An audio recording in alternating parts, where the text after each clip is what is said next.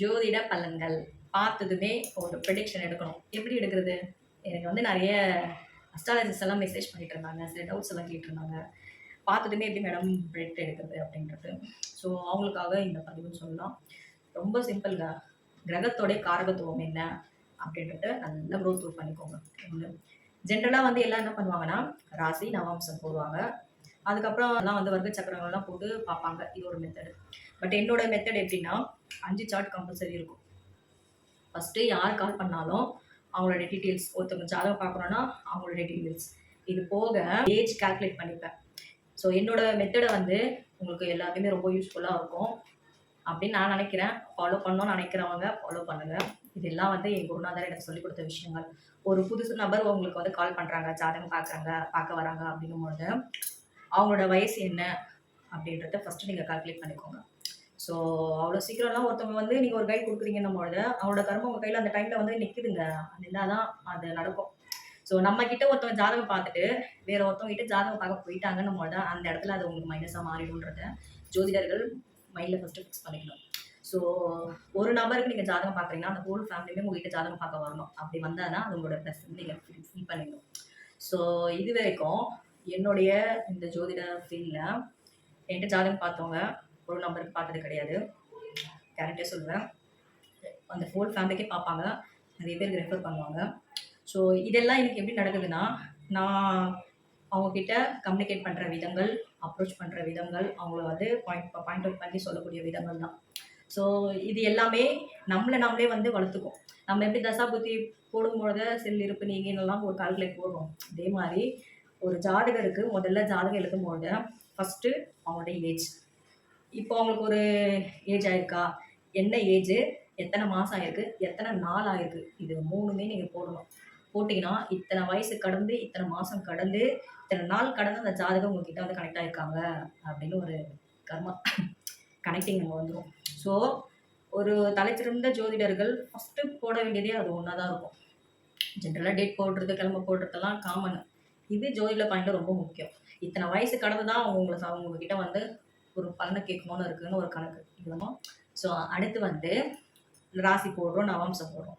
ராசி நவாம்சம் மேஜராக நம்ம எல்லாருக்கும் போடுவோம். ஸோ என்னோட இது எப்படின்னா, ஜாதகமே எனக்கு அனுப்பினாலும் கட்டத்தை மட்டும் பார்க்க மாட்டேன். ஜாதகமே அனுப்பினாலும் அவங்களோட தெளிவான டேட் ஆஃப் பர்த் டீட்டெயில் கேட்டுப்பேன். அது வந்து நான் போடுற மெத்தடில் எனக்கு என்ன வருதோ அதுதான்றதை நான் ஃபிக்ஸ் பண்ணுவேன் திருக்கணித முறையில். ஸோ சில பேர் வந்து வாக்கியம் போடுவாங்க, அது மாறி போயிருக்கலாம், தவறாக வந்திருக்கலாம். பட் ஜாதகமே அனுப்பினாலும் நான் போடும்பொழுது அவங்க கொடுத்த டீட்டெயில் கொடுத்து நான் போடும்போது என்ன வருதோ அதுதான். ஸோ அது வந்து நான் வந்து செக் பண்ணிவிட்டு நான் பண்ணுவேன். அடுத்து வந்து ராசி, நவாம்சம், தசாம்சம், சர்வாஷ்டகம், அதுக்கு அடுத்து வந்து கோச்சாரம். இந்த 5 சார்ட்டு நான் எல்லாரோட சார்ட்லேயும் போடுவேன். ஸோ ராசி நவாம்சம் ஜென்ரல் நம்ம பார்த்துருவோம். தசாம்சம் தான் இப்போ வந்து தொழில் செய்கிறாங்க, வேலை செய்கிறாங்கன்னா அவங்களுக்கு தசாம்சமாக இருக்கும். மற்றபடி அவங்க என்ன கேள்வி கேட்குறாங்களோ அதுக்கேற்ற மாதிரி அவங்க கேள்வி கேட்கக்கூடிய மாதிரி சார்ட் போட வேண்டியதான். ஸோ ஆனால் ஒருத்தருக்கு நம்ம ஜாதகம் பார்க்குறோன்னு பொழுது 5 சார்ட் கம்பல்சரி போட்டிங்கன்னா 80% ப்ரெடிக்ஷன் உங்களுக்கு அதுலேயே வந்துருவாங்க. ஸோ ராசியோட காரகத்துவம், லக்னத்தோட காரகத்துவம், லக்னம் வந்து எந்த நட்சத்திரத்தை புள்ளியில் இருக்குது, இதெல்லாம் வந்து ஜென்ரலாக நம்ம எல்லாரும் தூரம் அனலைஸ் பண்ணி வச்சுக்கிறது நல்லது. ஓகேங்களா. ஸோ லக்னம் கணக்கு போடும்போது மேஜராக பார்க்க வேண்டிய விஷயம் பாதகாதிபதி. அது லக்னாதிபதிக்கு பாதகாதிபதி யார் அப்படின்றத பார்க்க வேண்டியது ஒரு முக்கியமான ஒரு விஷயம். நான் ரொம்ப இம்பார்ட்டன்ஸ் தரது பாதகாதிபதிக்கு தான். ஏன்னா அவர் தான் வந்து சைலன்ஸ் வில்லர். ஸோ எப்படி அடிப்பாருன்னா அவருக்கு மட்டும்தான் தெரியும். அந்த அளவுக்கு வில்லத்தனெல்லாம் சைலன்ஸாக இருந்து பண்ணக்கூடியவர் தான் பாதகாதிபதி. ஸோ அது ரொம்ப மேஜரு. அதை வந்து பாயிண்ட் அவுட் பண்ணிக்கணும். அடுத்து கிரகங்கள், நட்சத்திரம் பாதம், நட்சத்திர அதிபதி, இது ரொம்ப முக்கியங்க. ஸோ பஞ்சாங்க பலனெல்லாம் ஜென்ரலாக நம்ம எழுதிடுவோம். என்ன ராசி, நட்சத்திரம், லக்னம், அப்புறம் என்ன கரணத்தில் பிறந்திருக்காங்க, பஞ்சாங்கத்தில் கர்ணத்தில் என்ன கர்ணத்தில் பிறந்திருக்காங்க, என்ன நாமயோகத்தில் பிறந்திருக்காங்க, இதெல்லாம் ஜென்ரலாக எழுதிடுவோம். ஸோ இது போக கர்ணத்தை வந்து மார்க் பண்ணிக்கோங்க. என்ன கர்ணத்தில் பிறந்திருக்காங்களோ அந்த கர்ணத்தை மார்க் பண்ணிக்கோங்க ஒன்று. அடுத்து இப்போ கிரகங்கள், நட்சத்திர பாதம், நட்சத்திர அதிபதியும் போட்டுரும். ஸோ லக்னத்துல இருந்து கிரகங்கள்லாம் போட்டுட்டு எந்த கிரகம் ஆகமி ஆகியிருக்கு மார்க் பண்ணிக்கோங்க. ஸோ ஆகமியாக இருக்கக்கூடிய கிரகத்தை வந்து மார்க் பண்ணிக்கிட்டிங்கன்னா அதில் ஒரு பாயிண்ட் வரும் உங்களுக்கு. ஸோ இது ஏன் ஆகமியான கிரகம் அப்படின்னும் பொழுது, அந்த நாள் ஆகமியான கிரகம் சந்திரனாக இருக்குது, திங்கக்கிழமை நல்ல காரியம் பண்ணாதீங்க, செட்டே ஆகாது சொல்லிடலாம். அதுக்கு அது தேவைப்படும் ஒன்று. ஸோ அதே திங்கட்கிழமை இறை வழிபாடு பண்ணுங்க, செட் ஆகும் சொல்லிடலாம். ஸோ அது ரொம்ப ரொம்ப முக்கியம் ஒண்ணு. காரணம் ஜாதகம் வந்து வாழ்க்கை போராட்டமா இருக்கு. எது பண்ணாலும் சரியா செட்டே ஆகல, தடையா இருக்குனால அப்போ கரணநாதனை ஆக்டிவேட் பண்றதுக்கு என்ன கரணநாதன் வராதோ அதுக்கான சில வழிமுறைகள் எல்லாம் நமக்கு தெரியும் இல்லையா? ஸோ அதை வந்து நம்ம சொல்லலாம். ஒண்ணு. அடுத்து சர்வாஷ்டகம். இது வந்து ரொம்ப முக்கியம். அதாவது அதுல வந்து 12 கட்டம் போடுறோம். ஒவ்வொருத்தரும் ஒவ்வொரு மார்க் இருக்கும். ஒரு சிலதுல வந்து ஆவரேஜ் 28. ஸோ 28க்கு மேல இருந்துச்சுன்னா ஸ்கூல்லலாம் 35, 40ன்னு இருக்கும். இதுல வந்து நம்ம கட்டத்துல வந்து 28. ஸோ 28 இருந்ததுன்னா ஓகே, ஆவரேஜா போவோம் அந்த மாசம். இந்த சர்வாஷ்டகம் வந்து தமிழ் மாதத்தை கணக்குல வச்சுக்கோங்க. சர்வாஷ்டக பரல்கள் எல்லாம் வந்து நீங்க போட்டீங்கன்னா உங்களுக்கு ப்ரெடிக்ஷன் வந்து கரெக்டா வருங்க. அதை போட்டுட்டு அதுல எந்தெந்த மாசத்துல என்னென்ன மதிப்பெண் அந்த ஜாதகர் எடுத்திருக்காங்கன்றது ஜென்ரலா நம்ம அதுல போட்டாலே வந்துடும். வரும்பொழுது 28 இருந்தாங்கன்னா அந்த மாசம் ஓகே, 32, 40 இருக்குன்னா கொஞ்சம் டாப்ல போகும். இந்த 28க்கு கீழே 25, 24, 23, 18 இதெல்லாம் வந்துச்சுன்னா ஜாதகம் ரொம்ப அடி வாங்குவாங்க அந்த டைம்லலாம். அது வந்து தமிழ் மாசத்தை நீங்க கணக்குல வச்சுக்கிட்டு சர்வாஷ்டக பரல்கள் மேஷத்துல இருந்து மீனம் வரைக்கும், சித்திரையில இருந்து பங்குனி வரைக்கும் கால்குலேட் பண்ணிக்கோங்க. பண்ணிட்டு நீங்க வந்து இப்ப கோச்சாரத்துல கிரகங்கள் எல்லாம் எங்க போகுதுன்னு பாருங்க. இப்போ சனி வந்து இப்ப சனி வந்து மீனத்துல இருக்கா, குரு வந்து மிதனத்துல இருக்கா.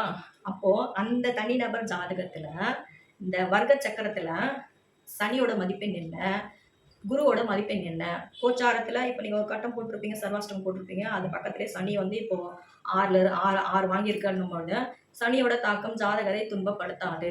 கரெக்டா நீங்க அந்த இடத்துல மார்க் பண்ணிக்கலாம். குரு வந்து மிதுனத்துல இருக்காரு, மிதுனத்துல 3 மார்க் தான் மிதுனத்துக்கு கொடுத்துருக்காரு அப்படின்னும் பொழுது குருவால் ஒரு சில மனக்கசப்புகள் ஜாதகருக்கு நிகழும். அவர் என்ன லக்னம் என்ன ராசின்றதை பொறுத்து அவரோட தன்மைகள் பொறுத்து நீங்க அதை வந்து ப்ரெடிக்ட் பண்ணி எடுத்துடலாம். இதெல்லாம் வந்து ஒரு அற்புதமான ஒரு பாயிண்ட். நான் ஒரு ஜாதகம் பார்க்க மேக்சிமம் 10 நிமிஷம் எடுத்துப்பேன். ஜாதகம் பார்க்குறீங்கன்னு கேட்கும்போது இதுக்காக அதுக்காகன்னும் போது அப்போ அது டக்குன்னு நம்ம எடுக்கிறோம்னா ரீசனெல்லாம் பெருசெல்லாம் இல்லை. ஹார்ட் ஒர்க் இல்லைங்க, ஸ்மார்ட் ஒர்க். எதுக்கு ஏன்ற கேள்வி ஸ்மார்ட் ஒர்க்.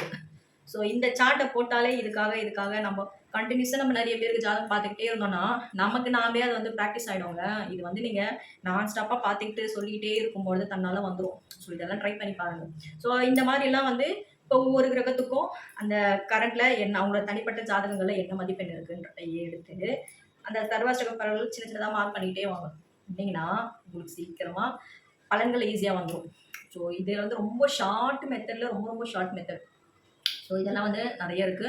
ஸோ இதுல மேஜரான விஷயங்கள் என்ன அப்படின்னும் பொழுது கரண்ட்ல என்ன தசா புத்தி நடக்குதுன்றத மார்க் பண்ணுங்க. கரண்ட்ல இந்த ஜாதகருக்கு என்ன தசா புத்தி நடக்குது, அந்த தசாபுத்திக்கு ஏற்ற கிரக சேர்க்கை கட்டத்துல இருக்கா அப்படின்றது பாருங்க. இருந்துச்சுன்னா அவர் தான் நம்ம கிட்ட கொண்டு வந்து ஜாயின் பண்ண வச்சிருக்காருன்னு அர்த்தம். ஸோ இதெல்லாம் வந்து நிறைய உண்டு ஜாதகத்துல. ஒரு ஜாதகத்தை பார்த்து நம்ம அவங்களுக்கு ஒரு சில விஷயங்கள் வந்து சொல்லி அவங்க வாழ்க்கை வந்து டேர்ன் ஆகி நல்ல விதமா மாறுதுன்னா அது சரியான ஒரு ஜோதிடருக்கு தான் இருக்கு. ஸோ அதெல்லாம் மறந்துடாதீங்க. நமக்கு சில ரெஸ்பான்ஸ் இருக்கு. நம்ம கிட்ட வந்து ஒருத்தவங்க வந்து பலன் கேட்க வராங்க அப்படிங்கும்போது அவங்களுக்கு நாம ஒரு நல்ல வழியை தான் காட்டணும். ஸோ இது ரொம்ப முக்கியம். இதெல்லாம் நம்ம பண்ணணும்னா நெகட்டிவ்ன்ற ஒரு செக்மெண்ட்டுக்குள்ளேயே எந்த ஒரு ஜோதிடம் போகக்கூடாதுன்னு நினைக்கிறவள் நான். ஸோ நெகட்டிவ் பார்த்தாலும் ஃப்ரீயாக பார்க்காதீங்க. அதுக்கான தட்சணை என்னவோ அதை வாங்கிட்டு பாருங்க. இதுவும் என் குருநாதர் எனக்கு சொல்லிக் கொடுத்து. ஏன்னா இலவசமா சில விஷயங்கள் நீங்க செய்யும்போது கர்ம பாதிப்புகள் உங்களை தொடரும். ஸோ பணத்தை பேஸ் பண்ணி தான் கர்மா வந்து ஆக்டிவேட் ஆகும். ஸோ யாருக்கும் இலவசமா வந்து சில வழங்கப்படுற அறிவுரையும் ஆலோசனையும் அது வீணே. அதெல்லாம் வந்து நிறைய பேர் லைஃப்ல நடந்த எக்ஸ்பீரியன்ஸா இருக்கும். ஒருத்தவங்க ரொம்ப கஷ்டத்துல இருக்காங்களா, அந்த டைம்ல அவங்களால என்ன முடியுமோ அந்த ஒரு தட்சணையை கொடுத்துட்டு அதுக்கான ஒரு ரெமிடியமோ அதை சொல்வது தவறில்லை. ஆனா இலவசமாக சொல்லக்கூடாது. ஸோ இதெல்லாமே வந்து ஜோதிடம் ஃபாலோ பண்ணோம். அது போக டெய்லி ஒரு 1/2 மணி நேரமாவது பிராணாயாமம் பண்ணணும், மூச்சு பயிற்சி பண்ணணும். ஸோ இந்த ப்ராக்டிஸ் எல்லாம் பண்ண வாக்கு சித்தின்னு நம்ம எல்லாம் ஈஸியாக சொல்லிட்டோம். இந்த வாக்கு சித்தின்னு இருக்கணும், முகத்துல வந்து ஒரு ஈர்ப்புத்தன்மை இருக்கணும். இதெல்லாம் வந்து பேசிக்காக ஒரு ஜோதிடர் பார்த்தாலே அவங்ககிட்ட வந்து ஒரு ஈர்ப்புத்தன்மை இருக்கணும்னு சொல்லுவாங்க. ஸோ என் குருநாதர் எனக்கு அப்படின்னு சொல்லி கொடுத்தாரு. பார்த்தாலே ஒரு வாக்குத்தன்மை இருக்கணும். பிரச்சனையோட வரவங்க கூட நம்மளை பார்த்தா அவங்கள பார்த்ததே பாதி பிரச்சனை போயிடுச்சுன்னு சொல்லணும். ஸோ அந்த அளவுக்கு வந்து ஒரு ஜோதிடரோட அணுகுமுறை இருக்க வேண்டும். ஸோ கட்டம் தெரியல, உனக்கு நேரமே சரியில்லை, போ அப்புறமா அப்படின்லாம் சொல்லலாம் கூடாது. ரொம்ப தவறான செயல். ஸோ இதெல்லாம் நான் நானே கண்ணால பார்த்துருக்கேன் இந்த மாதிரிலாம் ஒரு அப்ரோச்சு. ஸோ ரொம்ப தவறான செயல். அவங்களே பாதிக்கப்பட்டு ஒரு பிரச்சனையில தான் நம்ம கிட்ட வருவாங்க. வரவங்களுக்கு வந்து எரிதுல எண்ணெய் ஊத்துற கதையா தான் இருக்கு நெறைய பேர் பண்ணக்கூடிய விஷயங்கள். ஸோ அதெல்லாம் ரொம்ப ஒரு தவறான அணுகுமுறை சொல்றத விட, கிட்ட வரவங்களுக்கு நல்ல விஷயங்கள போதிப்போம். நல்ல விஷயங்கள கத்துக் குடுப்போம். நல்ல விஷயங்கள கைட் பண்ணுவோம். ஸோ இப்படி நல்லது, நல்லது, நல்லது நீங்க நெறைய பண்ண, அந்த நல்லதுக்கான பலன்கள் உங்களை வந்தடையும். ஸோ இது எல்லாமே தாங்க ஜோதிடம். ஒருத்தவங்க கிட்ட லைஃப் பத்தின சீக்ரெட்டே நம்ம கிட்ட சொல்லும்பொழுது, ஸோ சொல்லக்கூடிய நபரோட பிரச்சனைய வந்து முழுமையா உங்களால தீர்க்க முடியும்ன்றது நான் சொல்ல வரல. ஆனா அந்த பிரச்சனை தீர்வதற்கான வழிய உங்களால காட்ட முடியும். ஸோ தடை இருக்கா? கர்ணனதன பத்தின பரிகாரங்கள் சொல்லுங்க. ஒரு நெறைய விஷயங்கள் ஒரு லோலயே இருக்கான். ரொம்ப ஒரு ட்ராபேக்ல இருக்கான். ரொம்ப லோவாவே போயிட்டு இருக்கான். ஆகமிய வந்து ஆக்டிவேட் பண்ணுங்க. திருமணம்லாம் ரொம்ப பிரச்சனையாவே போயிட்டு இருக்கு. திருமணமே நடக்கல. தாமதமாவுதா? ஆகமிய ஆக்டிவேட் பண்ணுங்க. ஸோ இந்த மாரி சின்ன சின்ன வழிமுறைகள அழகா கத்துக்கிட்டா போதுங்க. அவங்க வந்து நம்ம கிட்ட ஒருத்தவங்க ஜாதகம் பார்க்குறாங்க, வராங்க அப்படிங்கும்பொழுது, எல்லாமே நாம தான் பொறுப்பு அவங்களுக்குன்றத மைண்ட்ல ஃபிக்ஸ் பண்ணிக்கிட்டு, இப்ப நான் சொல்லக்கூடிய இந்த மெத்தட் எல்லாம் ஃபாலோ பண்ணி நீங்க ஜாதகம் பார்க்க ஸ்டார்ட் பண்ணீங்கன்னா, சூப்பரான பலன உங்களால பாயிண்ட்ஸா சொல்ல முடியும். எப்பவுமே அரைச்ச மாவே, ஒரே பச்சரிசி, ஒரே மாவு, ஒரு 4 நாள் கழிச்சு இந்த மாவு புளிச்சு தான் போகுது. இதெல்லாம் அந்த பேட்டர்ன கொஞ்சம் மாத்தி சொல்லுங்க. அவ்ளோ அழகா உங்களுக்கு அந்த ப்ரெடிக்ஷன் மெத்தட் எல்லாம் சூப்பரா வரும். காலத்துக்கேற்ற பலன்களை சொல்லுவது சிறப்பு. ஸோ இது ரொம்ப ரொம்ப முக்கியம். இப்போ கரண்ட்ல நாம எந்த ஒரு சூழ்நிலையில வாழ்ந்துட்டு இருக்கோம்னு நீங்க பாருங்க. ஸோ இது வந்து எல்லாமே ஒரு ஒரு காலத்துல அப்டேட் ஆயிட்டே வருங்க. இது ரொம்ப முக்கியம். என்கிட்டலாம் ஒருத்தரு ஒரு ம் ஒரு 2 வருஷம் 1 1/2 வருஷம் இருக்கும்னு நெனைக்கிறேன். எனக்கு ஒருத்தர் மெசேஜ் போட்டுட்டே இருந்தாரு சாமிடா. "நீங்க பாட்டெல்லாம் பாட மாட்டீங்களா? பாட்டு பாடி பலன் சொல்ல பழகுங்கள்" அப்படின்னுலாம் பண்ணாரு. "நீங்க பாடுங்க, பலன் வேணா நான் சொல்லிடுறேன்" அப்படின்னு. என்ன நீங்க இப்படி பேசுறீங்க? உங்க ஜெனரேஷன் வேற, எங்க ஜெனரேஷன் வேறங்க. பாட்டு பாடி அதுக்கு ஒரு விளக்கம் சொல்லி நேரத்த வீணடிக்க நான் விரும்பல. இன்னொன்னு அந்த காலத்துல வாழ்ந்த பேட்டர்னே வேற. இந்த காலத்துல வாழ்ந்த பேட்டர்னே வேற. இப்பல்லாம் ஏஐ மாடல்ல இருக்கிறோம். அதனால அதுக்கும் இதுக்கும் செட் ஆவாது. கிரகங்கள் 9 தான். அந்த காலத்துல உதிச்ச சூரியன் அதே திசையில தான் உதிக்குது. கிரகங்களோட தன்மை தனி மனித வாழ்க்கையில, சமுதாயத்தோட வாழ்க்கையில எந்த அளவுக்கு பிராட் ஆயிருக்கு, எவ்வளோ அஃபெக்ட் ஆயிருக்குன்னு பார்த்து பலன் சொல்லணும். உங்கள மாரியெல்லாம் என்னாலலாம் வர முடியாதே. என்னோட ரூட் வேற, உங்க ரூட் வேற. ஆள விடுங்க அப்டின்ட்டு. ஸோ ஏன் அப்டின்னா, அந்த காலத்துல இருந்த சூழ்நிலைகள் வேற, தட்பவெப்பம் வேற. எங்க போனாலும் இயற்கையான காற்ற சுவாசிச்சாங்க. அப்ப ஆயில் கூடுச்சு. நல்ல இயற்கையான உணவு உண்டு வாழ்ந்தாங்க. அப்பலாம் தீர்க்க ஆயுள் சாலிடா வீட்டுக்கு சாலிடா அந்த காலத்துலலாம் 80 வயசுக்கு மேல வாழ்ந்தாங்க. இப்ப 40 தாண்டுனாலே சுகர் வருது, கை கால் வீக்கம் வருது. இது அந்த காலத்துல யாருக்கு வந்துச்சு சுகரு? ஸோ அப்ப வந்து கேள்வி வருதுல்ல. இதெல்லாம் என்ட்ட கேட்டாங்க இந்த கேள்வியெல்லாம். ஸோ இதெல்லாம் நெறைய இருக்கு. ஜோதிடம், ஜாதகன்றதெல்லாம் வாழக்கூடிய இடங்களை, காலம், தேசம், வர்த்தமானம் அறிந்து பலன் சொல்ல வேண்டும் அப்படின்றது ஜோதிடத்திலேயே உண்டு. ஸோ நம்ம ஆளுங்கலாம் என்ன பண்ணாங்க, காசா பணமா காவோட அடிச்சு விட்டுருவாங்க. ஸோ அதெல்லாம் அவங்களுடைய எண்ணங்களா இருக்கலாம். அதெல்லாம் பகவான் பார்த்துக்கொள்வார். ஸோ இந்த மாரியெல்லாம் விஷயங்கள் இருக்கு இல்லையா? ஒரு இப்போ இதே நம்ம ஊர்ல தான் நம்ம வாழ்றோம். எத்தனையோ ஊர்ல ஜோசியம் நம்பாதவங்க வாழ்றாங்க. நம்ம தெருவுலயே நம்ம பக்கத்து வீட்லயே நம்ப மாட்டாங்க. ஆனா அவங்களுக்கு நல்லா இருக்கும். நம்ம நம்புவோம். நமக்கு ஒரே கஷ்டமா இருக்குன்னு நம்ம ஃபீல் பண்ணுவோம். இதுக்கெல்லாம் என்ன காரணம்? இது கட்டம் தான் காரணமா? இல்ல வேற எதுனா காரணமா? இந்த மாரியெல்லாம் கேள்வி வரும். ஸோ அதுக்கெல்லாம் ஒரு ஆன்சர் வரணும்னா, அதுக்கு நம்மளோட சரியான புரிதலும், சரியான அப்ரோச்சும், சரியான சில விஷயங்கள் நமக்கு நாலேட்ஜா இருந்தா தான் அதெல்லாம் நம்ம அனலைஸ் பண்ணவும் முடியும். சும்மா அந்த காலத்திலேயே பாட்ட பாடிட்டே இருந்தேன்னா, பாடின்னு தான் இருக்கணும் கடைசி வரைக்கும் கேட்கறதுக்கு ஆள் வேணும்ல. ஸோ இது போல நிறைய விஷயங்கள் எல்லாம் உண்டு. ஜோதிடம் என்பது மிகப்பெரிய ஒரு ஆழ்கடல். யாருக்கு, எப்போ, எப்படி அது ஆக்டிவேட் ஆகுது? அதுலேருந்தே வந்து நம்ம எப்படி வந்து நம்ம சில விஷயங்கள வந்து நம்ம மாத்திக்கணும், தெரிஞ்சுக்கணும். எப்படி அடுத்த கட்டத்துக்கு வந்து நம்ம நம்மளே அப்டேட் பண்ணிக்கணும். இதுக்கெல்லாம் பண்றோம். ஆனா ஏன் பலன் தரல? அப்படின்னு கேள்வி வரும்போது, அது நிறைய விஷயங்கள் இருக்குங்க. பரிகாரம்ன்றது சொல்யூஷன் நீங்க மைண்ட்ல ஃபிக்ஸ் பண்ணிக்கணும். பரிகாரம் அப்படின்னா, அது வந்து ஒரு ரெமிடின்னு நம்ம சொல்றோம். பரிகாரம்ன்றது ஒரு சொல்யூஷன் நீங்க மைண்ட்ல ஃபிக்ஸ் பண்ணிக்கோங்க. வெறுமனே ஒரு கோயில்ல போயிட்டு ஹோமம் பண்றதோ, இது பண்றதெல்லாம் சரியாகாது. உங்கள நீங்களே அனலைஸ் பண்ணணும், ஹீல் பண்ணணும். அதுக்கு சில மெத்தட்ஸ் எல்லாம் இருக்கு. அதெல்லாம் நீங்க ஃபாலோ பண்ணி நீங்க ஒரு கோயிலுக்கு போயிட்டு வந்தீங்கன்னா, உங்க மைண்ட் ஓட்டம் கொஞ்சம் சேஞ்சஸ் ஆகும். இதே நீங்க தான். நீங்க மட்டும் தான் எந்தெந்த இடத்துக்கெல்லாம் போயிட்டு வரீங்களோ, அங்க இருக்கிற ஒரு நல்ல பாசிட்டிவ் எனர்ஜிய ரிசீவ் பண்ணும்போது உங்களோட எண்ண ஓட்டங்கள் மாறும்.